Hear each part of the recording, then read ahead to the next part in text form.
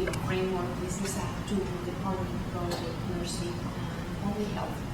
And what we are doing right now is we actually establish the, in the syllabus, and we are building the assignments that come from this one, adjusted to nursing. And we did a little bit of a change. Originally, we have thought about Health Science 135 from the Department of Public Health, but I am going to change it to Health Science 128, which is a class that is taken primarily by our majors, but it also has lots of freshmen and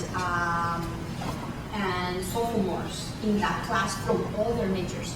So I think it will help us to disseminate the concept of literacy, information literacy in the target group, which is sophomores and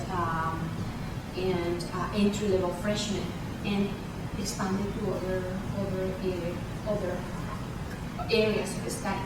So we did that change. Science 128, we still will keep Nursing 223 and Nursing 225, which are both taught in the fall. The syllabus now is incorporating about 3 assignments from this one that adjusted to the nursing and public health field. And just in looking at, we will incorporate the tutorials of the Henry Madden Library for plagiarism workshop and the other links. So one of the assignments that is different from what I have done or we have done in the past is that one of the assignments will be to visit the Henry Madden Library, and it will be graded, the tutorials and the components they have.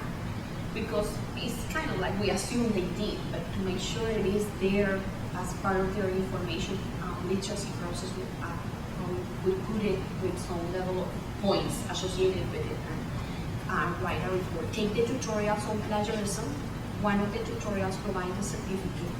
And the other thing that we just discussed right now as a result of Ross' presentation is adjusting these standards and matching the assignment to what of the standards is covering and the expected outcomes, so we can actually use the rubric that Ross has proposed and modify it, but at least have the, that rubric as the basis for the evaluation.